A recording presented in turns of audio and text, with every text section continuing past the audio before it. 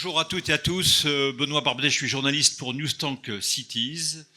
On est partenaire média de l'événement depuis 2018 et nous sommes toujours fiers et ravis de rejoindre l'équipe de Jean-Luc et d'être avec vous chaque année au mois d'août. Je vais donc appeler, en attendant que Pierre me rejoigne, nos 4 intervenants. Je vais commencer donc avec Madame Elder Mendoza Laranaga. Bonjour Madame, vous pouvez l'applaudir parce qu'elle a fait un long voyage, n'est-ce pas? Un très long voyage. Ensuite, qui a fait encore un plus long voyage, Benjamin Cadranel, qui vient de Bruxelles. Voilà, vous pouvez l'applaudir. Installez-vous, voilà, devant, où vous voulez. Ensuite, Isabelle Ray-Lefebvre, qui vient de assez loin aussi, voilà, de Isabelle, mais qui est une habituée du lieu. Et enfin, Christophe Millet, architecte, président du CNOA. Je vous en avais de parler. C'est bien prêt. Très bien, merci Benoît. Bonjour à tous. Donc, je suis Pierre Sabatier, le responsable de Sud-Ouest Pays Basque, mais beaucoup me connaissent puisqu'on est tous des habitués de ce rendez-vous de Bunus de fin août. Alors Jean-Luc, je le dis publiquement parce que le temps est compté ici, on a 1 heure. Hein. On est bien d'accord, hein, donc vous êtes témoin, on a 1 heure. Hein. Voilà, hein, c'est très important pour nos 4 intervenants. Donc vous aurez à peu près un petit quart d'heure chacun pour vous exprimer. Merci. Okay. Très bien, alors on va parler Europe, hein, c'est le thème du jour, choisi par l'équipe de Jean-Luc. Donc on va quitter un petit peu la France et profiter de nos intervenants pour faire un tour d'Europe. On va voyager un petit peu ce matin autour des montagnes, traverser la frontière et aller du côté de l'Espagne, puis un peu plus au nord, du côté de Bruxelles. Avec Isabelle Ray, on ira un peu partout, puisque vous avez visité un peu tout, pas tous, mais en tout cas une bonne partie des pays qui nous entourent. Et donc vous en ramenez beaucoup de témoignages et peut-être quelques solutions aussi, vous nous en parlerez. Et puis Monsieur Millet, on parlera architecture. C'est vrai vous faites partie, vous, du ministère de la Culture, donc on vous voit moins souvent avec nous du côté du logement, mais évidemment sans les architectes, il n'y aurait pas de logement. Donc merci d'être là, et vous aussi vous faites partie du Conseil des architectes d'Europe, et donc vous aurez une vision assez large de tout ce qui se fait chez nos voisins.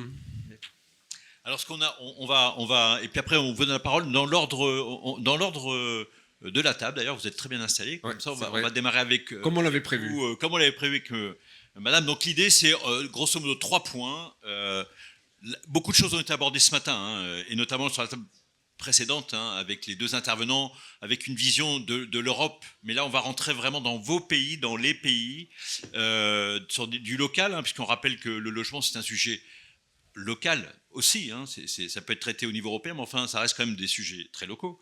Donc, on va démarrer avec vous, donc Madame Mendoza Larraga, c'est-à-dire, au fond, d'abord, quand on parle aujourd'hui de crise du logement, est-ce que c'est le cas là où vous êtes aujourd'hui situé?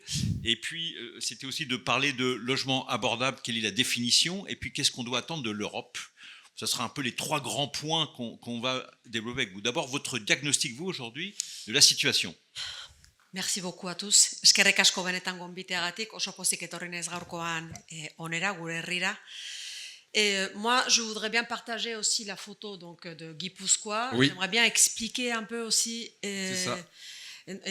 Voilà, Guipuscoa, donc c'est un territoire basque, un des 7 territoires basques, 710 000 habitants. Les compétences que nous avons en tant que députation, c'est-à-dire le conseil du territoire, sont bien différentes aux compétences que vous pouvez avoir vous. Et moi, j'avoue, j'ai été invitée, je suis ravie d'être là, mais le logement n'est pas une compétence de la députation, mais cela ne veut pas dire que ce ne soit pas un souci. Cela ne veut pas dire qu'on n'a pas un rôle à jouer là-dedans. Voilà, donc c'est effectivement un souci, et étant donné qu'un des outils les plus importants que nous avons en tant qu'institution est la fiscalité, on s'insère justement pour aider à répondre au problème du logement. Voilà, je vais faire une toute petite photo. Donc, je disais 710 000 habitants à Guipuscoa. Et la situation économique en général, et je parle bien en général, est très bonne à Guipuscoa, c'est-à-dire les revenus individuels, les revenus familiaux à Guipuscoa sont les plus élevés de l'État espagnol. L'économie se porte très bien chez nous. Et l'augmentation des exportations actuellement, connaissant ce qui se passe en Europe, est de 9%. Le revenu fiscal ne cesse d'augmenter. Le taux de chômage est de 5,1%. L'indice d'inégalité, c'est-à-dire l'indice Gini, est le meilleur, bien sûr, à Guipuscoa par rapport, bien sûr, à l'État espagnol, mais aussi par rapport à l'Europe, est situé maintenant à 23 points. Un très bon indice d'inégalité, mais on a un très gros problème par rapport au logement, à l'accès au logement. Et surtout, on a un gros problème par rapport à l'émancipation. Et moi, j'ai beaucoup aimé tout à l'heure quand on a parlé de attention et ne pensez pas à la substitution. Nous, chez nous, on parle très souvent de collaboration. On est obligé de collaborer. Donc, même si le logement n'est pas notre compétence, on y fait face. Et moi, j'aimerais bien vous parler donc, de la photo qu'on a actuellement et comment on aborde cette problématique-là. Parce qu'on a vraiment un problème d'émancipation des jeunes. C'est-à-dire que la moyenne européenne d'émancipation est de 26 ans. Chez nous, à Guipuscoa, c'est 29 ans. C'est-à-dire que les jeunes restent chez les parents jusqu'à l'âge de 29 ans. Moi, j'ai 4 enfants. La fille la plus aînée, elle a 24 ans. Elle va partir bientôt de la maison. C'est une exception. Voilà. Et donc, on a un problème d'émancipation et on a surtout un très gros problème d'offre de logement. Parce que même si la situation économique est très importante, même si on a fait des changements légaux, etc., justement pour qu'on ait beaucoup de logements sociaux, et en Espagne, 16% des logements sociaux sont situés dans les 3 territoires basques de la communauté autonome, c'est-à-dire on est la communauté autonome qui construit le plus de logements sociaux, mais on n'est pas à mesure de répondre à toute la demande. Et pourquoi? Parce que les logements sont extrêmement chers chez nous. La moyenne du mètre carré, et je parle bien de la moyenne, c'est de 3 000 € le mètre carré. Et je ne parle pas de la Concha, je ne parle pas de Donosti, je parle de la moyenne. Et quand on parle de Guipuscoa, je disais 710 000 habitants, 88 villes et 50 villes et au moins de 2500 habitants. Donc on a un souci aussi là-dessus. Comment répondre à tout ça? Et on parle aussi du côté des institutions, mais pas que les institutions. C'est-à-dire que les jeunes, ils ont un très gros problème d'émancipation, surtout et entre autres parce que leur salaire pendant les 10 dernières années n'a pratiquement pas augmenté chez nous. Même si les revenus individuels, même si les revenus des familles sont élevés, beaucoup plus élevés qu'ailleurs et dans l'État espagnol, à Guipuscoa, dans la communauté autonome basque, pendant les 10 dernières années, le salaire des jeunes n'a augmenté que de 31 € par an. Dans le cas des hommes, dans le cas des femmes, le salaire des femmes a été augmenté dans les 10 dernières années et que de 9 €. Je parle de la moyenne, c'est-à-dire une personne de 25 ans il y a 10 ans et un garçon de 25 ans il y a 10 ans gagnait seulement 31 € de plus qu'actuellement. Voilà. Et dans le cas des femmes, que 9%. Même si les salaires ont augmenté en général, et je parle en moyenne de 5% cette dernière année. Donc les jeunes, ils ont vraiment un souci d'accès au logement. Qu'est-ce qu'on fait du côté des institutions chez nous? Le gouvernement du Pays Basque, qui a la compétence du logement, a décidé de faire un changement légal très rapide. Pourquoi? Parce que chez nous, on est obligé d'avoir un taux assez important de promouvoir des appartements sociaux en même temps que l'on construit des logements privés. et on doit attendre pratiquement 75% de logements sociaux. Cela veut dire que les appartements libres doivent assumer toutes les charges qui ne sont pas assumées par les logements sociaux. Ça veut dire que les prix des appartements libres sont extrêmement chers et donc il n'y a quasiment pas de promoteur qui veut construire parce que c'est pas rentable. Ah oui. C'est pas rentable. Et puis les appartements qui sont proposés sont extrêmement chers. Donc on a un très gros souci là-dessus. Donc il y a des changements légaux qui sont en route. Et en ce moment au Parlement basque, et on va justement changer cette loi-là pour que le taux, enfin la charge qui doit être assumée par un promoteur soit mieux distribuée. D'un autre côté, on a mis en route des aides du côté du gouvernement basque pour justement aider l'émancipation, des aides. 300 € par personne pour les jeunes tous les mois pour qu'ils puissent payer une location. 9 sur 10 veulent être propriétaires, ils ne veulent pas louer. C'est-à-dire que la location est considérée comme une transition. La Diputación, je vais faire un résumé parce qu'on est quand même nombreux à parler, je ne veux pas parler tout le temps. Par rapport à la Diputación, nous, qu'est-ce qu'on peut faire? Nous, on a deux soucis très importants. Tout d'abord, la fiscalité. On ne s'en sert pas que pour avoir des revenus, mais aussi pour agir, justement pour contribuer à développer certaines politiques publiques, dont l'accès au logement. Nous qui avons comme institution un budget annuel de 1230 millions d'euros par an, tous les ans, ces dernières années, on a contribué avec 180 millions d'euros par an, justement pour réduire la facture fiscale des jeunes et au moment accéder à l'achat ou à la location d'un logement. On a fait justement un changement fiscal il y a quelques mois et on va contribuer avec plus de 200 millions d'euros par an du côté de la Diputación, justement pour réduire la facture fiscale des jeunes au moment de l'acquisition ou au moment de la location d'un appartement. Voilà, la contribution va être quand même assez importante, on a quand même beaucoup d'espoir là-dessus, mais je vous disais tout à l'heure que 50 villes de Guipuscoa ont moins de 2500 habitants. Moi, j'ai regardé l'historique démographique donc, de ce village. Ouais. J'ai vu que la démographie est en chute, mais ça se passe de la même façon aussi chez nous, c'est-à-dire que les villes où il n'y a pas beaucoup d'habitants, l'évolution est très inquiétante.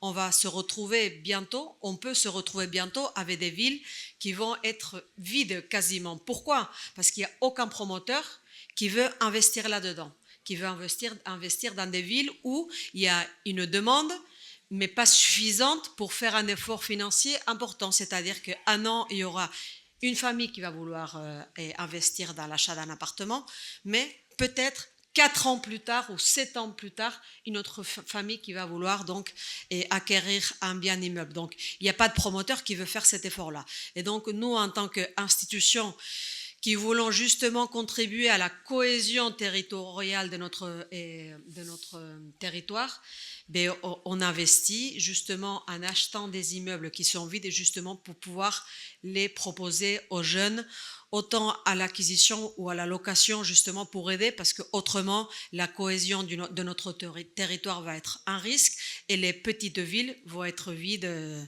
dans pas longtemps.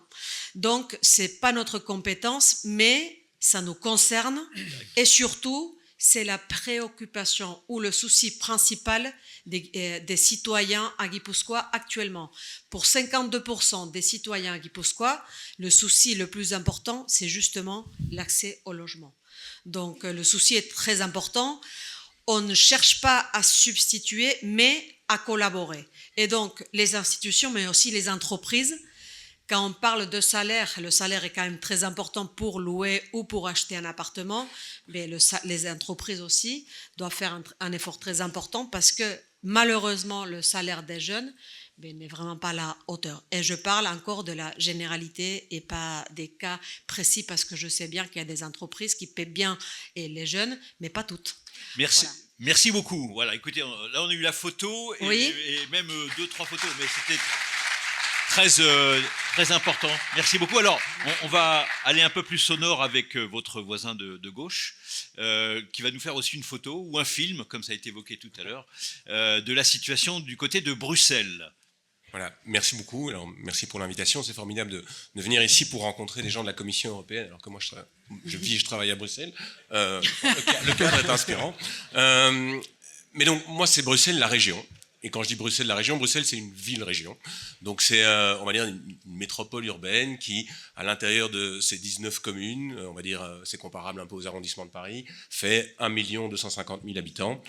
Et si vous prenez l'interland économique, vous êtes sur une zone qui fait 2 millions, 3 millions d'habitants, plus ou moins, avec beaucoup de gens qui font un mouvement pendulaire, qui viennent à Bruxelles. Mais c'est une ville qui a beaucoup évolué ces dernières années, notamment sur le plan démographique, puisque pendant tout le XXe siècle, elle a perdu des habitants, pour descendre plus ou moins à 950 000 habitants, et c'est seulement au tournant du XXIe siècle qu'elle a pris 300 000 habitants d'un coup, ce qui est quand même beaucoup pour une ville d'1 300 000 habitants, ce qui fait que forcément, la situation sur le plan du logement notamment, a totalement évolué. Alors, un tout petit mot sur d'où je viens, ce que je fais. Donc, je travaille pour une société immobilière qui s'appelle CityDev Brussels, qui est le nom de la société de développement régional, qui a été créée il y a une 50aine d'années par une Belgique qui n'était pas encore fédérale, et puis qui est devenue un truc régional. Et donc, c'est une société 100% publique.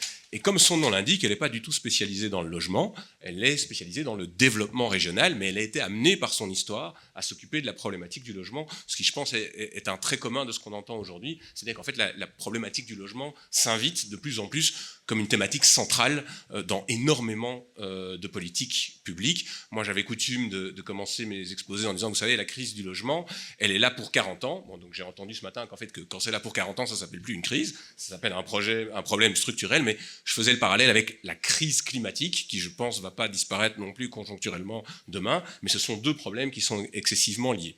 Alors, à la base, et je pense que c'est intéressant de le préciser pour vous qui ne connaissez pas ça forcément, c'est ça qui est intéressant dans ce genre de rencontre, c'est qu'en général, on vient parler de choses, de gens qui les connaissent déjà. Ici, moi, j'apprends tout, j'ai pris des notes sur les dispositifs, je vais essayer d'être un peu pédagogique et malgré tout concis sur ce qu'on fait.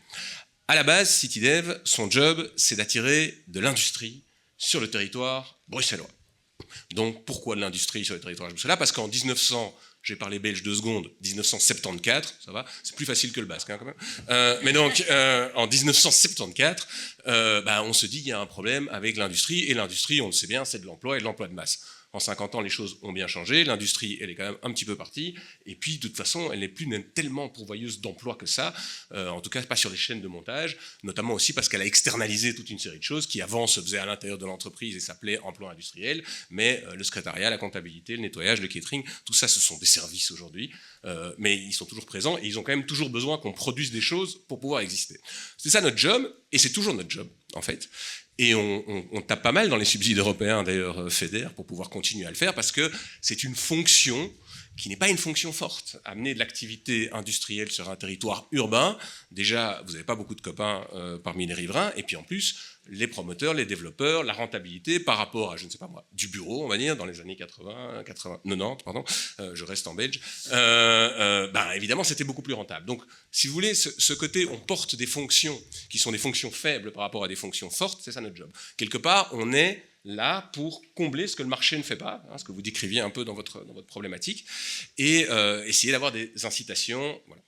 Et puis, au tournant des années 90, la région se crée, et par rapport à ce phénomène d'exode urbain, de périurbanisation, on a aussi un problème de dualisation socio-spatiale très très aigu à Bruxelles. Pour expliquer un peu la situation à des Français, je dis toujours, voilà, à Bruxelles, moi j'habite dans une commune qui s'appelle Uccle, qui a accueilli la boîte aux lettres de Bernard Arnault, lui je suis pas sûr, mais sa boîte aux lettres certainement, et je travaille énormément à Molenbeek, qui est une commune qui a accueilli l'armoire de Salah Abdeslam. Donc, il y a 4 km de distance entre les deux. Je dis ça pour avoir votre attention, hein, il est l'heure de bientôt manger, et vous avez déjà entendu beaucoup de choses. Donc, cette dualisation socio-spatiale, elle pose un problème de ghettoisation, de mixité sociale, et aussi de mixité fonctionnelle, puisqu'aujourd'hui, on veut faire la ville du quart d'heure, donc une ville où on peut travailler, se loger, s'éduquer, se divertir, fabriquer les choses, ne pas devoir les importer de Chine, etc. Tout ça en ne devant pas trop se déplacer, voire même à distance. Donc, nous, en fait, on est là pour ça. On est un opérateur immobilier, on a une sorte de couteau suisse. Bon, malheureusement, bruxellois, ça fonctionne quand même un peu moins bien. Mais en fait, on va là pour développer des projets immobiliers que le marché ne ferait pas ou ne ferait pas seul, parce qu'on fait beaucoup de partenariats publics-privés. Et notre recette, elle n'est pas super compliquée pour le logement, c'est on met de l'argent public dedans. Donc, c'est-à-dire, en fait, il y a un dispositif de logement social à Bruxelles, je ne vais pas trop parler de ça parce que ce n'est pas du tout ma spécialité, mais il n'est pas... Disons qu'en Belgique, le logement social, c'est le dispositif français qui ressemble à du PLAI. Donc la plupart des gens qui rentrent dans ce système-là, notamment parce que la demande est beaucoup plus importante que l'offre, ça fait plus ou moins 10-15% selon comment on comptabilise, et les mécanismes prioritaires font que les gens qui rentrent dans le logement social, qui ont vraiment accès, ce sont des primo-arrivants, familles monoparentales, enfin qui cumulent une série qui leur donnent des points de priorité, donc c'est très très social. Le problème c'est que comme il y a beaucoup de gens qui ne rentrent pas dans ces catégories-là, ou qu'il y en a trop dans ces catégories-là, en fait ils sont sur le marché privé, ils sont dans des situations compliquées avec des marchands de sommeil, voilà. Et comme je vous l'ai dit, une démographie qui a explosé, le phénomène de la décohabitation, les mouvements, les vagues migratoires, les grandes villes sont forcément des réceptacles de ça. Bon, en 2022, on a pris des Ukrainiens, c'était pas prévu non plus, donc il faut faire face à ça. Mais nous, notre mécanisme au départ, c'est un mécanisme, on va dire, d'accession au logement. Donc on construit des logements neufs, de qualité, pas chers. Et comment est-ce qu'on fait pour qu'ils soient pas chers ? En fait, on paye une partie. Et le but du mécanisme à la base, dans les années 90, c'était d'aller dans des zones où les promoteurs n'auraient pas été construire du logement, parce qu'en fait, ils n'auraient pas pu avoir des prix de sortie qui leur permettaient de faire quand même ce qui anime un promoteur, à savoir quand même une petite marge. Enfin, même une grosse, mais pour le coup, ils ne venaient pas. Donc, on a dit, on va construire ces logements, et vous répondez à un cahier de charge pour que le logement soit qualitatif, et de plus en plus qualitatif, adaptable aux personnes à mobilité réduite, peu énergivore, maintenant avec des matériaux biosourcés, avec un coût carbone faible, ça coûte de plus en plus cher, et nous on va mettre la différence. Et la différence c'est un tiers du prix. Et donc la personne qui achète un logement CityDev aujourd'hui, elle va payer, on va dire que le prix c'est 3 000 € du mètre carré, plus ou moins à Bruxelles, dans les zones dans lesquelles on travaille, pareil, ce qui reste quand même assez bas quand on compare avec les villes françaises, nous on va mettre 1 000. Donc on va faire un cahier de charge, le promoteur va venir construire sur un terrain à nous un logement, et le logement va avoir un coût de revient d'environ 3 000, mais l'acquéreur va payer 2 000. À l'époque où on a commencé ça, on a fait ça parce qu'il n'y avait pas de marché à Bruxelles. Plus personne ne construisait de logements à Bruxelles. Dans les années 80, il y avait eu les faillites de ceux qui construisaient des bars, parce que les taux d'intérêt à 12% avaient asséché le marché. Par ailleurs, il n'y avait personne qui demandait, puisqu'il y avait une périurbanisation. Voilà, donc il n'y avait pas de marché. Et on était les seuls à construire du logement moyen collectif avec ces mécanismes-là. Le problème, c'est qu'évidemment, c'est de plus en plus cher. Et donc, ça veut dire que le montant d'aide individuel de chacun des mécanismes d'accession est de plus en plus important, concentré sur un nombre de plus en plus petit de personnes. Donc, il y a également un effet, moi j'appelle ça un effet loterie, c'est-à-dire que voilà, vous servez les 3 personnes devant dans la file, mais derrière, il y en a 100, et vous leur dites, on n'a plus d'argent. C'est un problème. Par ailleurs, l'autre problème, c'est que, comme ça coûte de plus en plus cher, le mécanisme, quand même, a prévu des systèmes anti-spéculatifs. Il ne s'agit pas de venir d'acheter à 2 000 quelque chose qui vaut 3 000, et puis de le revendre à 3 500 en disant merci l'État, c'est gentil, voilà. Non, on doit rester dans le logement pendant une période déterminée. Alors au début c'était 10 ans, maintenant c'est 20 ans. 20 ans. Ouais. Alors 20 ans c'est bien, mais c'est aussi un projet de vie intéressant. Vous avez un jeune qui quitte le foyer, qui rentre, on lui dit voilà, tu achètes un appartement, une chambre, tu restes 20 ans. Projet de vie intéressant. Donc ça ne va pas non plus. Donc évidemment, il a la possibilité, dans la période qu'on appelle la période de conventionnement, de le remettre sur le marché, soit de le vendre, soit de le louer, mais alors à des tarifs plafonnés. Pareil, pour pouvoir acquérir, il doit aussi avoir des revenus plafonnés, et bien entendu, c'est pour des primo-acquéreurs, donc il ne s'agit pas de se construire un empire immobilier avec notre système. On se rend quand même compte que c'est un problème. Et donc aujourd'hui, et c'est pour ça que je suis très content de vous en parler, parce que ça date du conseil d'administration de CityDev du mois de juillet, donc c'est pas si vieux, on veut réformer le système pour qu'il soit un peu plus intelligent et un peu plus adapté à la situation, puisqu'aujourd'hui on a une crise du logement, ou en tout cas une situation structurelle problématique sur le logement qui va durer longtemps, et je dis la même chose que ce que vous avez dit quand vous parliez de la France, c'est que moi je vous dis, vous savez, en Belgique, c'est mieux qu'ailleurs. C'est vrai, Bruxelles fait partie des villes les plus accessibles en termes de logement. On peut voir ça comme une bonne nouvelle, mais moi je le vois comme une très mauvaise nouvelle, c'est que ça va continuer à s'empirer et qu'on est très très loin du pic de la problématique qui est beaucoup plus large que ça. Donc il faut trouver des autres solutions. Et nous n'avons pas l'ambition d'avoir la totalité de la solution. Une des solutions quand même qu'on espère, c'est de changer notre système, de le modifier pour qu'il soit un peu moins généreux sur un nombre plus limité de personnes, mais duplicable à plus grande échelle. Comment faire? Plutôt que de faire des subsides, où quelque part cet argent il part, en échange on a un conventionnement qui dure 20 ans, c'est pas mal, mais enfin après 20 ans, la personne fait la plus-value et chope le subside, donc c'est très temporaire comme situation. On va proposer un mécanisme de copropriété. Alors on avait réfléchi démembrement du droit de propriété, hein, là, on sépare le sol de la brique. Moi je me rends compte que culturellement c'est compliqué pour les gens, parce qu'il y a quelque chose qui fait très peur avec le démembrement. Moi je suis juriste de formation, hein, donc on va d'un côté chercher dans le vocabulaire du latin, du droit romain ou anglo-saxon de la finance, les gens comprennent rien, mais ce qu'ils comprennent c'est qu'à un moment donné, le démembrement il se remembre, et là, ils ne savent plus ce qu'ils ont payé exactement et de quoi ils sont propriétaires. Et ça, c'est un vrai souci. La copropriété, c'est simple. Nous, on propose aujourd'hui de faire du 70-30, je n'ai pas fait exprès sur les chiffres, mais voilà, du 70-30, avec un code civil aujourd'hui qui nous permet d'avoir une modification complète des obligations des parties respectives, c'est-à-dire qu'il y en a un qui a 70%, mais il a 100% de la jouissance et quand même aussi 100% des charges, il ne faut pas rire non plus. Et nous, on n'a que 30% de la propriété. Et donc, au bout de la période de conventionnement de 20 ans, il peut se passer plusieurs choses. Soit il revend sur le marché libre avec nous, et donc on empoche la plus-value, ce qui fait qu'en fait on ne s'est pas appauvri et on peut réinvestir dans d'autres projets. Mais vous empochez 30% de la plus-value. On empoche 30% de la plus-value aussi, on empoche la totalité. C'est pas l'idéal, parce que quand même c'est un logement qui, quelque part, est sorti du domaine public, mais qui n'a pas coûté au public. C'est pas mal. C'est pas mal non plus pour expliquer à votre gouvernement qui vous met l'argent qu'en fait c'est un investissement rentable. Donc, ça n'affecte pas le solde net à financer de votre région, à une période où les finances publiques, et bruxelloises en particulier, ne sont pas terribles. C'est quand même un argument important, donc ça permet éventuellement d'augmenter les budgets.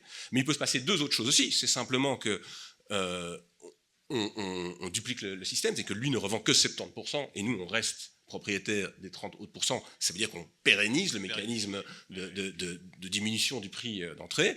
Et puis, troisième possibilité, on rachète nous-mêmes les 70%, et là il devient 100% public, et on voit ce qu'on fait avec, puisqu'on n'a pas de pratique locative. Voilà une idée, voilà. Et je vais terminer, parce que sinon je suis trop long, mais on a parlé de la typologie des logements, c'est évidemment intéressant. Moi je trouve que c'est aussi intéressant de parler de la typologie des quartiers.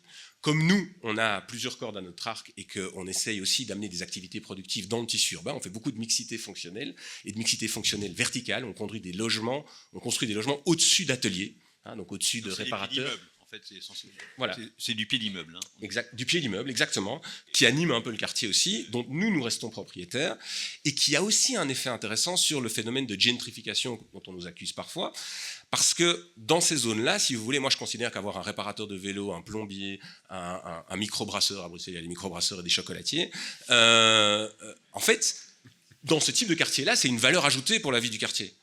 Dans certaines communes plus huppées, on va dire Uccle par exemple, hein, donc l'équivalent de, je sais pas moi, le 16e ou Neuilly par exemple, on n'a pas tellement envie d'avoir un plombier en bas de chez soi. Mais dans ces quartiers-là, c'est très utile. Mais voilà. Mais donc non seulement vous améliorez, je crois, vous contribuez à l'amélioration du quartier et de la vie, ce qui je pense est en vérité le but de toute politique de développement, que ce soit du logement, des activités productives, même du bureau, des écoles, des équipements, etc. Mais en plus de ça, vous empêchez un petit peu le phénomène spéculatif et de gentrification qui peut se produire et qui rend les choses difficiles. Voilà, j'ai été trop long, mais... Non. Merci. C'est très intéressant. Isabelle Rey-Lefebvre, alors vous avez, on a vu à travers ces deux exemples, même avec des organisations institutionnelles différentes, que il faut gérer et régler les problèmes et la préoccupation du logement des habitants. Vous avez fait plusieurs pays différents. C'est dans les autres, je sais que vous êtes allé aussi en Espagne, plutôt du côté de Barcelone, mais c'est le même problème que le Guipuscoa. Qu'est-ce que vous avez trouvé, notamment à Amsterdam, à Berlin, je crois bien, où vous êtes allé. Ouais, c'est les mêmes difficultés? Moi, j'ai suivi la politique du logement française et un petit peu européenne pendant des années. Et j'ai voulu aller à la recherche de solutions que j'ai appelées non spéculatives, je pourrais dire aussi non lucratives, qui sont mises en œuvre dans des pays européens qui nous ressemblent, c'est pas exotique et qui fonctionnent. Et en fait, il y a ces modèles anti-spéculatifs, c'est-à-dire qui n'augmentent pas au fur et à mesure des occupants et des habitants et qui permettent à la collectivité publique de sanctuariser son effort public, puisque le logement reste éternellement abordable au sens européen du terme. Mais j'ai trouvé à peu près 3 formules. Le logement social, un peu à la française, qui fonctionne bien, et il fonctionne bien s'il est mixte socialement. Ça, c'est très important. La mixité sociale, c'est pas par une vertu morale, mais c'est pour la cohésion sociale de la ville. Alors, je suis allée dans des villes, dans des grandes villes, c'est pas du tout le pays, hein, bien sûr. Donc il y a le logement social qui fonctionne bien s'il est mixte socialement. Il est très important de ne pas le réserver aux plus pauvres, parce que pour qu'il soit désirable par les habitants, par les riverains, par les élus, il faut qu'il soit mixte socialement. Donc il y a le logement social, il y a le logement coopératif, où là la coopérative, c'est une forme de propriété collective. La coopérative détient l'immeuble et le loue à des habitants qui sont à la fois donc locataires et sociétaires. Et c'est des immeubles qui sont inaliénables, invendables. Ils restent locatifs et locatifs à prix abordable éternellement. Et en plus, la coopérative, alors, elle est assez développée à Zurich, un petit peu à Genève, 5% du parc du parc genevois est coopératif. Et ce qui m'a amusé, c'est qu'un des administrateurs d'une coopérative qui s'appelle Les Ailes, pourquoi Les Ailes? Parce qu'elle a été créée par les employés de Swissair, la compagnie aérienne Swissair. Souvent, les coopératives sont nées des corporations, les cheminots, etc. Donc, ce monsieur qui administre Les Ailes m'a dit, mais en fait, c'est pas cher, c'est pas difficile de faire du logement pas cher. Il faut des prêts à très long terme. Et les coopératives, il faut un accès au foncier, évidemment. Les coopératives genevoises amortissent leurs prêts sur 100 ans. Et évidemment, ça fonctionne si les prix n'augmentent pas, parce que ça ne sert à rien d'allonger les crédits si les prix augmentent. Donc, un accès à des prêts très longs, une vie collective, parce que la coopérative, il faut avoir l'esprit coopératif, c'est-à-dire il y a des parties communes, des espaces partagés, et il faut que les locataires, qui sont aussi sociétaires et qui sont aussi associés à la gestion, aux investissements qui sont faits, c'est eux qui décident. La plus grosse coopérative de Genève m'a dit, moi, les locataires, c'est mes patrons. Et ça change beaucoup de choses.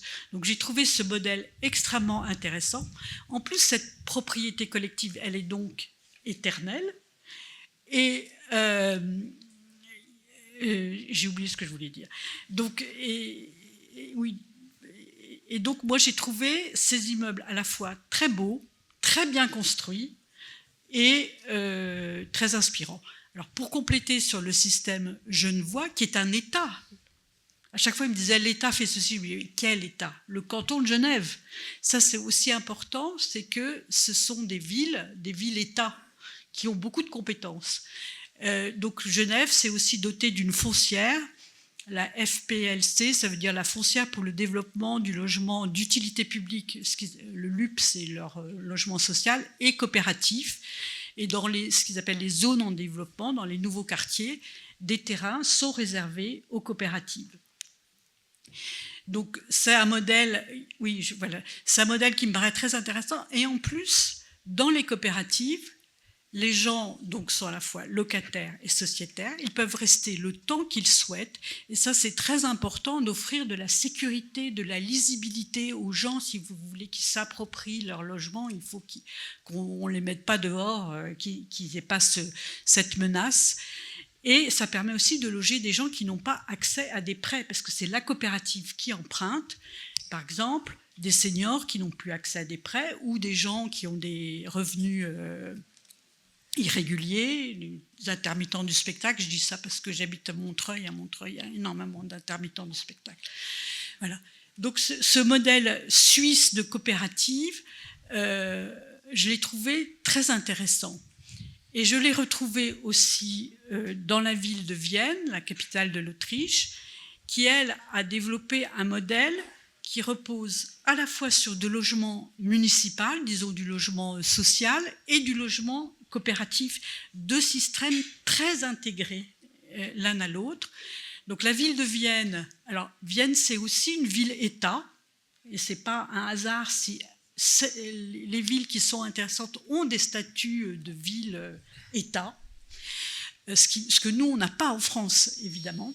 Il faut plus de décentralisation pour ça. Voilà. Et en tout cas, leur donner la compétence logement plus large, quoi. Enfin bon. Et la ville de Vienne, il y a à peu près 20% de logements municipaux qui appartiennent à la ville, et 22% de logements municipaux et 20% de logements coopératifs. Ce qui fait que entre ces 42% de logements logent 60% des Viennois. Alors c'est une ville de locataires. La Suisse aussi, Zurich ou Genève, ce sont des villes de locataires où les locataires ont un poids politique, ce que nous, on n'a pas. L'association des locataires suisses, la SLOCA, c'est une force politique. Et donc la ville de Vienne a ce logement municipal dont elle est très fière. C'est écrit sur tous les bâtiments en rouge.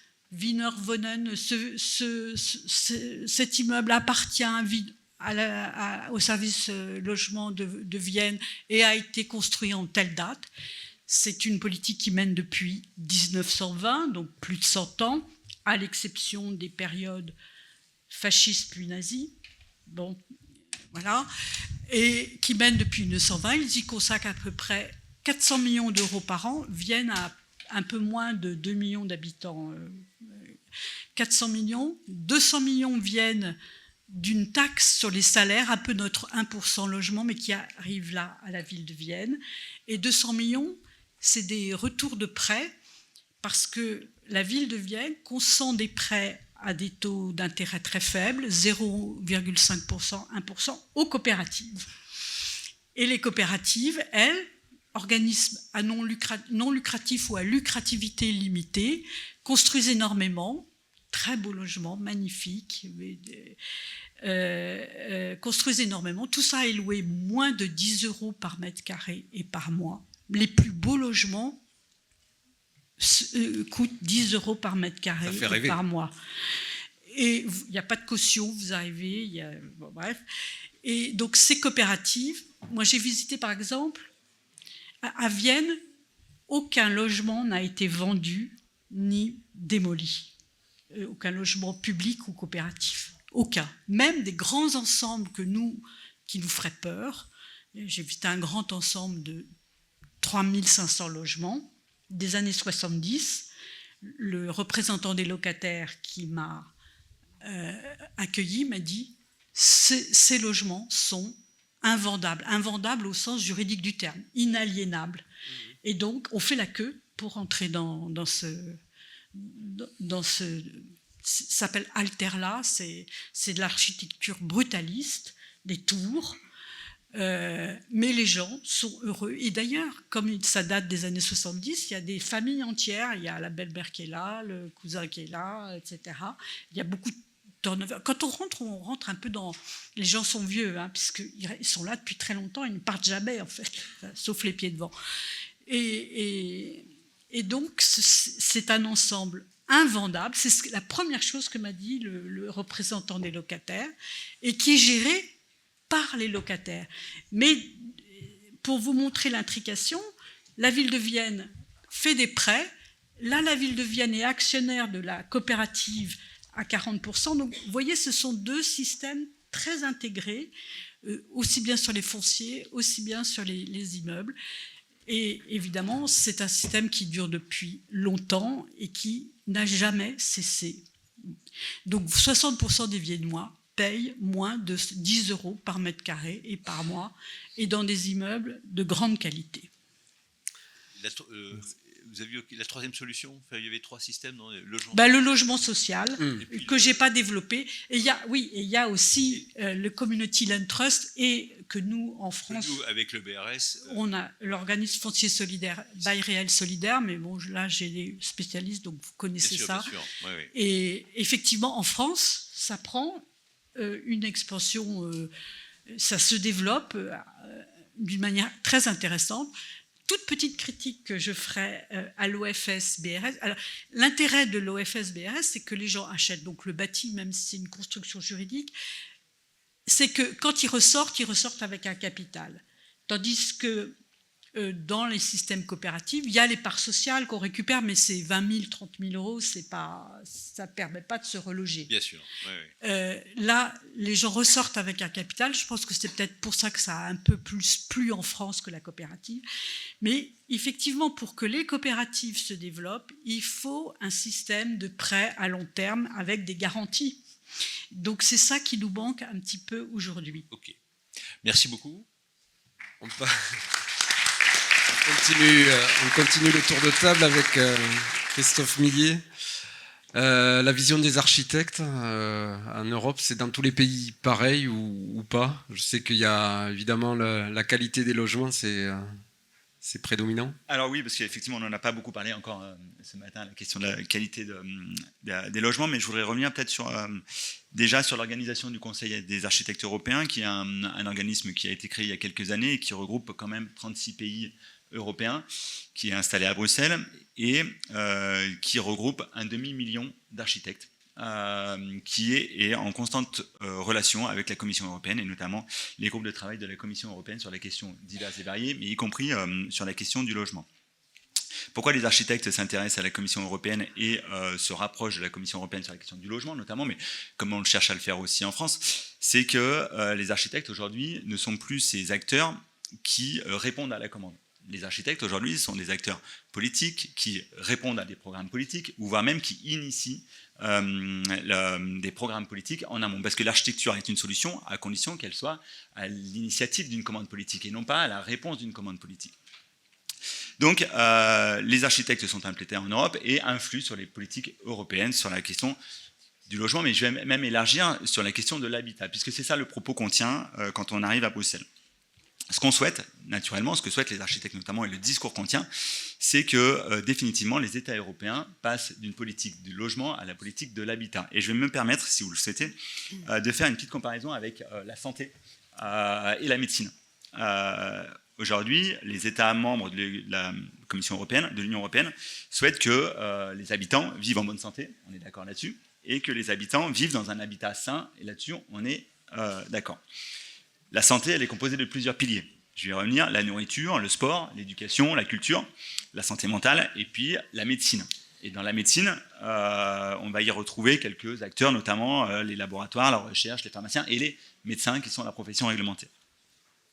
La question de l'habitat, qu'on pourrait comparer à la santé, dans laquelle il y a plusieurs piliers. Il y a la question du loisir, du travail, des transports, de l'accès aux soins, de la nourriture, de la culture et le logement. Le logement est un pilier de la question de l'habitat. Et dans le logement, on va y retrouver des acteurs comme les bailleurs, les élus, les promoteurs et les architectes qui sont la profession réglementée qui se pose la question du logement. Et en fait, sans politique de l'habitat, on n'a pas de politique du logement. Je reviens sur la santé, mais c'est comme si on avait un ministère de la médecine sans ministère de la Santé, et que d'un seul coup, tous les moyens publics, financiers, on les mettait sur la médecine plutôt que sur les autres piliers, ce qui ferait une médecine qui coûterait extrêmement cher, et sur lequel on n'arriverait pas à trouver de solution, si ce n'est que ça serait un fonds perdu sur lequel on mettrait sans cesse, et qui poserait de l'argent et qui viendrait poser des problèmes d'éthique. Aujourd'hui, ce qu'on fait en Europe et ce qu'on fait en France est un peu le même schéma, c'est-à-dire qu'on met énormément d'argent dans la politique du logement, et on oublie la question de la politique de l'habitat, qui élargit les autres piliers, qui sont celles d'habiter, et qui amène naturellement, depuis quelques années, à faire en sorte que l'État ait oublié les territoires. La crise du logement, elle est la conséquence de l'abandon des territoires. Puisque dans les territoires, il y a du logement, et notamment, il y a la question de l'habitat sain qui est déjà développée. Notamment, puisque dans les territoires, on va y retrouver du loisir, on va y retrouver du travail, on va y retrouver de la nourriture, on va y retrouver une offre culturelle qui est encore à développer. Et c'est ça le discours que les architectes aujourd'hui tiennent à la Commission européenne d'élargir le spectre. Donc on appelle à ce qui est dorénavant, en France aussi, un ministère qui soit plutôt un ministère de l'habitat, plutôt qu'un ministère du logement, et qu'on ait un commissaire européen qui soit un commissaire de l'habitat, plutôt qu'un commissaire du logement, dans lequel il y aurait une sous-délégation du logement. Excusez-moi, une petite question par rapport à ce que vous dites, mais global, tous les architectes, enfin tous, majorité d'architectes en Europe ont cette approche-là, ou c'est nous Français qui défendons cette approche-là? Alors, ou est-ce que c'est partagé par nos amis c'est partagé puisque le CAE défend, le Conseil des architectes européens défend cette prérogative, et c'est surtout parce qu'en fait c'est le point commun que nous avons, nous architectes européens, sur la problématique de l'habitat et du logement en Europe. C'est-à-dire qu'on l'a entendu encore aujourd'hui, il y a diverses façons de produire du logement en Europe avec divers moyens de le financer, et on a des modèles différents. Mais par contre, si on a un diagnostic commun, c'est que les territoires européens ruraux ont été abandonnés par les politiques publiques. Et l'hypermétropolisation des grandes métropoles avec ces marques qui sont devenues des marques même qu'on vend en Europe pour les week-ends, EasyJet qui vont proposer des logements sur Airbnb, a créé cette crise de logement. Donc, et ça, c'est un constat qu'on fait dans toute l'Europe. Et donc, c'est là où nous, les architectes européens, on se retrouve sur ce discours-là. Donc oui, c'est les architectes européens qui défendent cette vision-là. Mettre le poids sur la politique du logement, je le redis, ou mettre le financement sur la politique du logement, c'est créer du logement qui serait de pas bonne qualité, qui serait dans des zones trop denses, qui serait écologiquement pas soutenable, c'est le cas actuellement, aujourd'hui, et qui serait dans une vision sociétale qui frôle l'inadmissible, c'est-à-dire qu'on voit la surdensité est presque plus acceptée. Pourquoi l'Union européenne aurait intérêt à s'intéresser à la politique de l'habitat plutôt qu'à la politique du logement? Parce que l'Union européenne a besoin, pour des raisons de souveraineté, d'aménager son territoire à l'échelle de l'Europe, notamment pour des raisons alimentaires, pour des raisons industrielles, pour des raisons de transport, et pour plein de raisons. Donc l'Union européenne a intérêt de réfléchir son territoire à l'échelle d'une cartographie générale et stratégique. Et donc l'Union européenne, en finançant quelque part ces grandes infrastructures, parce que ce soit les infrastructures de transport, mais aussi les équipements publics dans divers pays, aurait intérêt à se poser la question du logement dans le cadre d'une politique générale d'aménagement de son territoire. Et que les financements... Justement, vous venez de dire le mot, là, quand je vous entends parler d'habitat, vous parlez d'aménagement, en fait. Enfin, en fait, en quelque sorte... On parle d'écosystème. Voilà, mais on est entre l'habitat et l'aménagement. On est entre l'habitat et l'aménagement. Réfléchir le logement... Alors, on va enlever le A, mais réfléchir le logement sans le ménagement, je me permets d'enlever le A pour amener une notion de prendre soin plutôt que de conquérir les territoires. Le logement sans la question du ménagement, on le voit d'ailleurs, c'est une politique d'échec. Oui. C'est une politique d'échec depuis quelques années qu'on est en train de mettre en place. Donc on le voit bien que c'est pas, qu'il va falloir réfléchir à une autre façon d'observer les territoires et donc d'en prendre soin. Donc l'idée étant de faire un pas de côté et de réfléchir sur quelque chose de global. Et l'Union européenne a intérêt à le réfléchir de cette façon-là. Et elle aura intérêt à flécher ses financements sur des actions qui sont autres que celles du logement, mais qui produiraient quelque part une façon d'habiter différemment. Donc voilà quelles sont un peu la position des architectes européens au niveau du CAE, en quelques mots. D'autres points sur lesquels on insiste auprès de la Commission européenne, mais c'est bien sûr la question de la qualité et de la réhabilitation, avec le New Bauhaus, bien sûr, avec le NEB aussi, puisque c'est la façon de produire du logement doit retrouver un autre écho que le logement neuf, dont on sait que la soutenabilité n'est plus ou plus guère acceptable en termes d'émissions de carbone ou de préservation des ressources. Et puis, la question de la définition du rôle des acteurs dans la question de la fabrique du logement, bien entendu, à l'échelle européenne, où on le revoit, mais les acteurs qui sont les professionnels, notamment de l'architecture mais de la maîtrise d'œuvre, sont régulièrement sortis de la question du logement, alors qu'en fait, par le biais de leurs compétences initiales, devraient apporter plus de solutions et ont la capacité à apporter des solutions. Voilà en quelques mots. Christophe, une question par rapport à ce que vous évoquez, les échanges avec l'Europe. Donc l'année dernière a été nommé le commissaire... Dan Jorgensen. Oui. Comment ? Dan Jorgensen. Voilà. néerlandais. À qui vous adressez, vous, quand vous parlez de l'Union européenne, en fait quelle est votre porte d'entrée, quel est votre interlocuteur aux architectes C'est aujourd'hui? la task Non. force Ouais. qui est représentée ici. D'accord, donc c'est à eux, en fait, ce dialogue. C'est à eux avec qui on Ok. discute et que le CAE est en relation directement. J'en profite pour faire une petite page de pub, puisque le 9, 10, 11 octobre, il y aura ici dans le sud-ouest un festival d'architecture sur la question de l'habitat, justement, à Oloron-Sainte-Marie. C'est pas trop C'est loin. à côté, c'est juste à côté. C'est pas très loin d'ici. La présidente de l'ordre régional est ici pour faire un peu de promotion au passage, et sur lequel on va se poser la question de l'habitat. Et les commissaires de l'exposition sont ici, du festival sont juste derrière, avec le collectif Encore. Voilà, sur lequel on va justement amener ou déplacer la question du logement vers la question de l'habitat pour trouver des solutions qui soient pérennes et surtout des solutions qui soient rapides. Parce que la mise en accord de l'ensemble des pays de l'Union européenne sur des financements européens qui ne seraient pas une forme de substitution aux financements nationaux risque de prendre un peu de temps quand même. D'autres solutions sur la question du ménagement du territoire pourraient être beaucoup plus rapides. Merci pour ce joli tour d'horizon qui était plus qu'une photo, c'était carrément le portfolio. Là, on a déjà abordé pas mal de solutions et c'est très bien.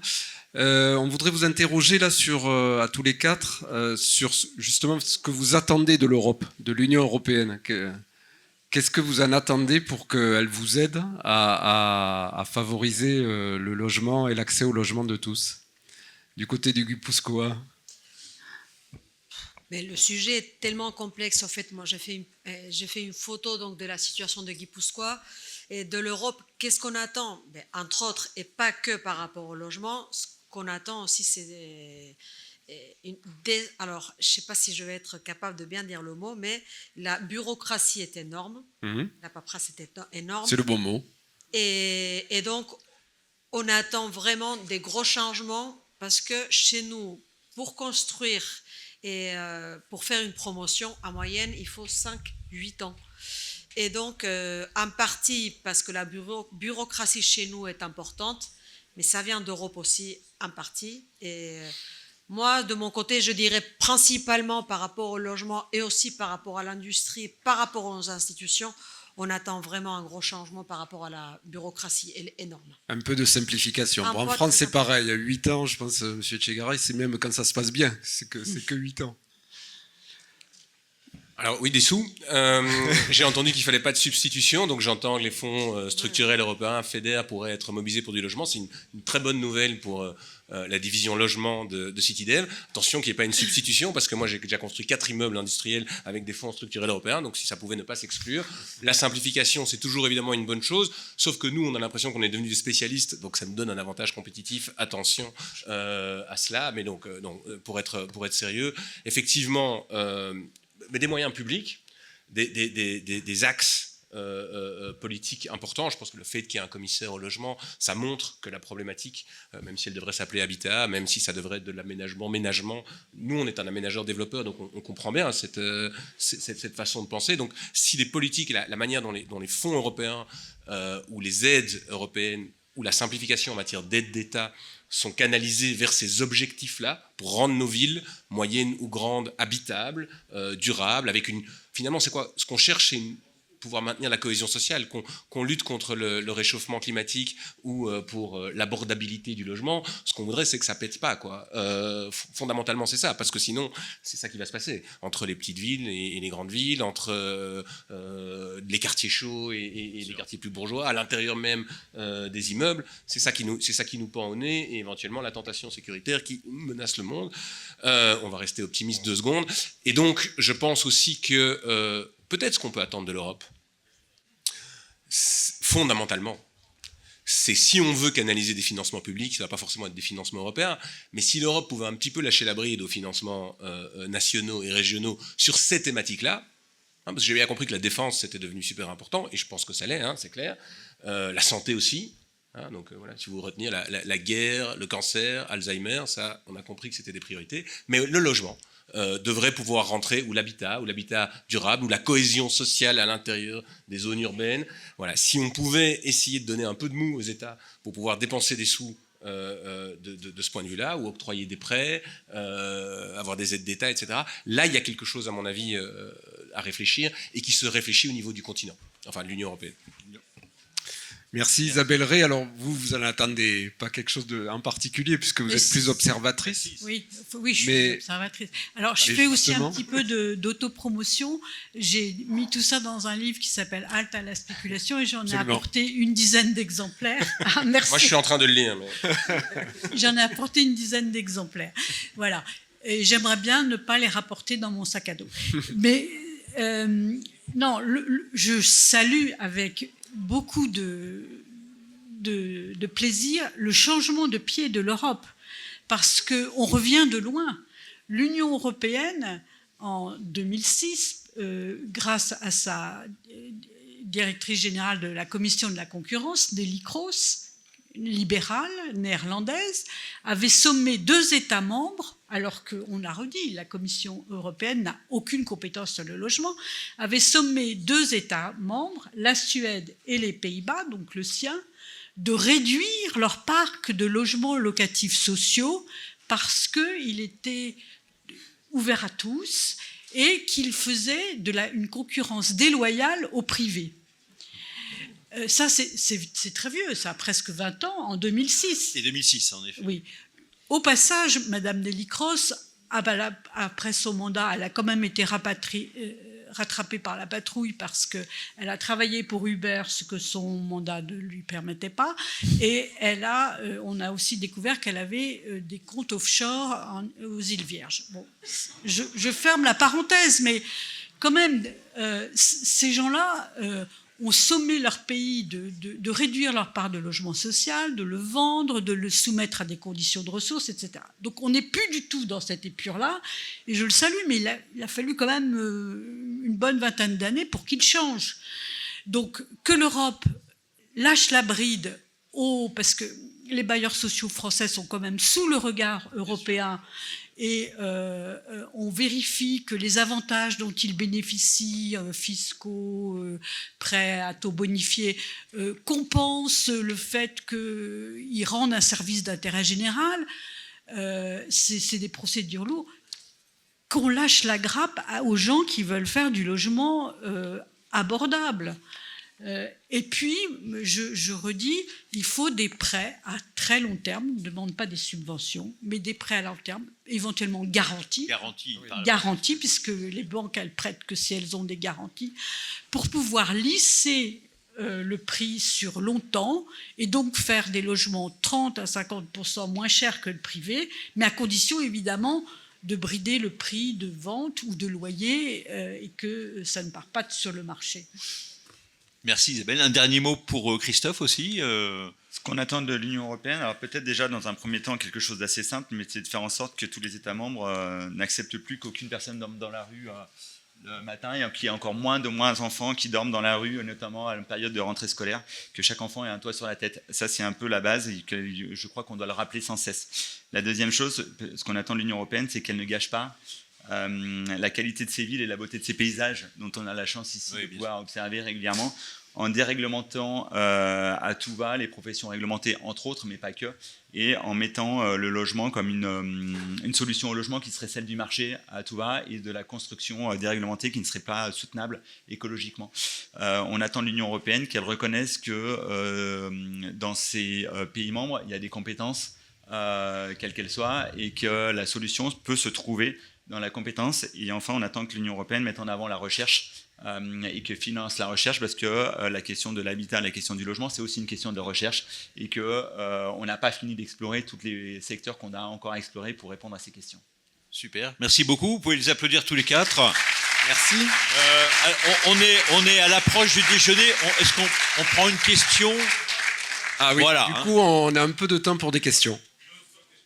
Allez-y, madame. 3 questions, allez. Là, madame. Il y a une dame,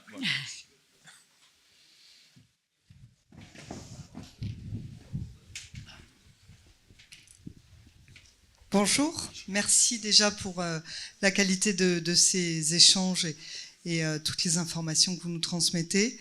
Je trouve néanmoins qu'un sujet n'a pas du tout été abordé, parce que dans crise du logement abordable, il y a les coûts de construction abordables. Et donc, ça en fait partie, oui. L'empilement des normes, savoir au niveau européen? Comment ça se passe? Et comment pourrait-on régler de manière durable ce souci? Parce que bien sûr qu'on aimerait tous bien et mieux construire, mais à un moment, est-ce qu'il ne s'agit pas juste de construire? Est-ce que vous vous présentez? Oui, je suis Sophie Openstand, je suis membre du Cobati Bordeaux Métropole et également associée dans un bureau d'études à Bordeaux. Alors, je ne sais pas si vous pouvez répondre, mais en tout cas, enfin, si vous avez une solution, mais j'imagine que les coûts de construction, c'est quelque chose de commun qui vous freine, qui freine vos investissements. Alors c'est effectivement une des problématiques qui s'est ajoutée ces dernières années avec non seulement les coûts de construction, parce qu'on a eu la crise énergétique, là c'est des crises, hein, la crise d'approvisionnement des matériaux, le Covid, etc. Et puis il y a les exigences environnementales qui sont des exigences réelles, hein. Il ne faut pas les balayer d'un revers de la main. Moi je vois souvent des promoteurs qui font du lobbying en disant est-ce qu'on ne pourrait pas simplifier tout ça, hein, on va délivrer des permis rapidement. Non, ça n'arrivera plus jamais, ça, hein, parce que construire aujourd'hui, c'est s'occuper de l'artificialisation des sols, de la qualité de l'air, du coût CO2 évidemment de construction, du coût CO2 de la consommation des bâtiments. Et ça, ce ne sont pas des problématiques qui sont idiotes. Ce sont des vraies problématiques. Et croire qu'on va pouvoir les balayer d'un revers de la main, ça n'arrivera pas. Donc les normes ne vont jamais se simplifier. Et par ailleurs, comme je vous ai dit, je suis juriste de formation, je suis bien placé pour le savoir. Chaque fois qu'on veut simplifier une norme, on la complexifie en créant un régime d'exception à côté qui rend le bazar absolument difficile à comprendre. Et on est des spécialistes pour ça en Belgique, je crois, assez mondiaux. Mais pas, donc, pas comme Belgique. Non, mais quand même. Ils sont assez forts. On est très très forts. Mais, ceci étant dit, pas de fatalisme. Il y a quand même, voilà, je pense qu'une des raisons pour lesquelles les processus d'utilisation de matériaux durables, donc le réemploi, issu du réemploi, la capacité de rétrofiter les bâtiments dans le temps, donc pour voir aussi à long terme, on ne va pas tout révolutionner du jour au lendemain, mais c'est bien de se donner des horizons à 100 ans comme Vienne. Hein. Moi, je me dis que si en 2025, on a fait... 100 ans. Ouais. Mais, oui, il est prêt, mais Vienne, ils ont commencé à faire des logements sociaux en 1920. Ouais. Donc, il faut aussi se donner un horizon de temps si on est optimiste. Et donc, une des raisons des coûts importants de ces matériaux, c'est qu'il n'y a pas de processus industriel qui existe. La laine de mouton n'est pas forcément plus chère que n'importe quel plastique, mais en attendant, aujourd'hui, pour la produire, c'est plus compliqué parce qu'il n'y a pas l'industrie. Les matériaux de réemploi, le démontage des bâtiments, l'économie circulaire, c'est formidable. Il y a moyen aussi d'avoir des aides européennes pour ça d'ailleurs, mais elle a besoin d'espace pour se développer. Nous, et c'est pour ça qu'on intervient dans plusieurs champs, mais une des choses qu'on essaye de faire sur Bruxelles, ou enfin pas dans les environs parce qu'on n'a pas le droit de sortir de Bruxelles, mais avec nos régions sœurs, on s'entend super bien, c'est notamment de réserver de l'espace pour ça. Si vous voulez démonter des bâtiments, stocker des matériaux de construction et pouvoir faire en sorte qu'ils soient vendables et l'héritier, il faut beaucoup d'espace qui ne va pas rapporter beaucoup d'argent. Donc ça, c'est une des choses à faire. Créer des filières qui soient, alors peut-être pas rentables, peut-être que celles-là, elles peuvent effectivement être aidées et subsidiées, mais qui font que derrière, les coûts de construction diminuent. C'est un des aspects de la solution, mais en tout cas, il y a pas de, je ne pense pas que ça va arriver dans une simplification des normes. D'abord parce que on déplacerait un problème ailleurs. Le climat, l'environnement, la qualité de l'air, c'est des vraies problématiques. C'est pas un leurre. Et de l'autre, de toute manière, l'entreprise de simplification législative, celle-là, je crois que c'est un leurre. Donc voilà. Et dans les deux pays, dans les deux villes que je citais, Vienne et Genève, les coûts de construction sont très élevés. Et d'ailleurs, les architectes sont assez bien payés, mieux que chez nous. Non, mais c'est vrai, ils ont du poids, les architectes. Et les coûts de construction sont très élevés, mais donc ils mettent moins d'argent dans le foncier. Ouais, peut-être pour compléter mais en quelques minutes, mais moi j'ai retrouvé mes chiffres. J'ai comparé deux opérations qui sont à 200 mètres d'écart entre 2000, alors je disais 2010, mais c'est 2015 et 2025 pour une opération de promoteur immobilier avec un parking en sous-sol et 25% de logement social. Coût construction en 2015, 1550 € hors taxe le mètre carré. Ah, en France ? En France, Villeurbanne, à côté de Lyon. En 2025, une opération à 200 mètres, coût construction 1950 € hors taxe le mètre carré. 35% d'augmentation. Quand on rajoute l'inflation économique plus l'inflation normative, on se rend compte qu'on est à un coût égal. Le foncier avait été acheté par le promoteur en 2015 à 800 € le mètre carré. il a acheté en 2025 à 2000 € le mètre carré, plus 250 € d'augmentation. Et à côté de ça, des entreprises qui ont une technique constructive qui est encore celle du béton, parce que c'est la moins chère, parce qu'à 1950, on ne peut pas sortir des filières, on ne peut pas faire de l'expérimentation, des marges qui sont réduites, et donc pas d'innovation. Pas d'innovation, pas de développement des filières, pas d'économie circulaire qui viendrait mettre en avant notamment la partie de l'agriculture, c'est-à-dire les constructions pailles, forestières, de chambres, qui ne se développent pas. Donc, ce fantasme qu'on a parfois de dire que la construction est chère, oui, elle est chère, c'est-à-dire c'est cher, mais en fait, c'est pas ce qui fait peser globalement le coût de l'immobilier. Le coût de l'immobilier, il est quand même fait porter par le foncier. Notamment dans les métropoles et dans la densité, là où les villes sont désirables, là où on a envie d'habiter, la surdemande fait que le foncier est très très cher. Ça n'empêche pas qu'il faut quand même travailler sur les coûts, mais en fait, c'est pas aussi évident que ça. Voilà ce que je voulais. Les courbes de Frigide montrent exactement ça. Les coûts de construction ont augmenté comme l'inflation sur un très long terme. Je ne dis pas sur les 2 dernières années. Madame Mendoza, vous vouliez réagir ? Oui, en fait, les coûts de construction ont beaucoup augmenté aussi chez nous, mais cela ne justifie en aucun cas l'augmentation du prix du logement, en aucun cas. Je pense aussi qu'il y a beaucoup à faire là-dedans, c'est-à-dire qu'il faut industrialiser aussi la construction. On essaie de travailler là-dedans, la digitalisation, etc. Je pense qu'il y a vraiment beaucoup à faire là-dedans pour aider justement pour que cette partie-là au moins revienne un peu moins cher et pour que la tâche de la conception, etc., soit beaucoup moins lourde et moins chère qu'elle est actuellement. Une dernière question, monsieur.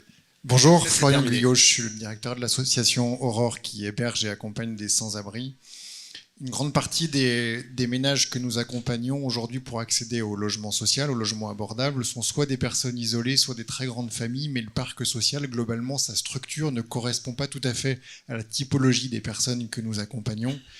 Or, ça a été dit, pour construire des logements abordables, il faut du très long terme, et donc le parc, il évolue pas forcément en adéquation avec les besoins. Comment est-ce qu'on fait dans le tour d'horizon? Est-ce qu'il y a des pays qui ont trouvé la martingale pour concilier le très long terme avec les besoins ponctuels du court terme qui évoluent avec les décohabitations, l'évolution des migrations, l'évolution tout simplement des besoins? Et puis, dans l'autre sens, on voit des ménages du parc social, même si les loyers sont abordables, qui ont en fait des problématiques d'emploi, de parentalité, de pouvoir d'achat et qui ont du mal à payer leur loyer. Y a-t-il des bonnes pratiques pour éviter l'expulsion qui a de multiples conséquences, à la fois en termes de santé publique et puis vis-à-vis du sans-abrisme? Merci beaucoup. Je sais que dans certaines coopératives suisses, il y a des normes d'occupation, c'est-à-dire quand les enfants partent, vous devez partir. Mais il y a aussi ce qu'ils appellent les chambres joker, c'est-à-dire vous pouvez prendre une chambre si vous avez un enfant qui arrive et puis après la rendre. Ça existe aussi, ça s'appelle les chambres joker, ils appellent ça. Mais sinon, je n'ai pas la solution. Pas vraiment de solution, mais il faut garder espoir. Le problème, c'est, voilà, on est dans un domaine qui est l'immobilier. Dans le titre, il y a un petit indice, c'est que c'est pas facile de s'adapter à un monde qui change rapidement. Et donc, effectivement, je pense que des solutions flexibles doivent toujours être encouragées. Un des éléments, ça ne marchera pas pour les très grandes familles, enfin, quoique, pourquoi pas, mais c'est d'utiliser les mécanismes d'occupation temporaire, on appelle parfois aussi pompeusement l'urbanisme tactique. Nous, comme on a un parc qui évolue de manière importante, qu'on réinvestit et qu'on a des opérations de plus en plus complexes qui mettent de plus en plus de temps, ce qui n'est pas un but en soi, on essaye de valoriser le foncier qu'on a. Par exemple, on rachète un ancien entrepôt pour le transformer en projet mixte avec des ateliers et des logements, ça va mettre 10-15 ans. En attendant, on essaye d'utiliser soit le terrain, soit le bâtiment, notamment pour faire de l'hébergement d'urgence. Et notamment aussi avec des habitats modulaires qu'on peut déplacer et qui donc peuvent s'adapter et se flexibiliser dans le temps. C'est certainement pas la panacée. Je pense que malheureusement les chiffres qui ont été cités en matière de progression du sans-abrisme en Europe et qui doivent être pas terribles dans le monde non plus montrent qu'on est face à une vague et que la crise du logement, en fait, elle est la conséquence, enfin non, elle est la cause directe de cette vague. Et donc, il ne faut pas être uniquement en bout de chaîne. Donc, une solution globale, je ne sais pas s'il y en a une, mais en tout cas, essayer d'aider des mécanismes temporaires, flexibles, déplaçables et qui s'adaptent aux situations. C'est une manière de contrer le problème de l'immobilier qui est de mettre très longtemps, et l'urbanisme qui est de mettre très longtemps. Et toute la législation sur l'urbanisme, elle a partout toujours cette vocation de dire on étudie beaucoup de questions, on entend beaucoup de personnes, on traite énormément de problématiques pour être sûr qu'à la fin, ce qu'on construit va rester 1000 ans. Ça, c'est une manière de voir les choses qui, je crois, s'adapte pas très bien à un monde qui n'arrête pas de changer. On a parlé de plein de choses, de mobilité, on n'a pas parlé de télétravail, mais tout ça change nos configurations tout le temps. Et donc, privilégier des solutions qui soient flexibles et modulaires, c'est aussi une partie de la réponse. Très bien, je vous remercie beaucoup pour la qualité de vos interventions. Merci beaucoup. Milesquer d'Eleri. Merci à vous quatre et merci à nos animateurs, évidemment.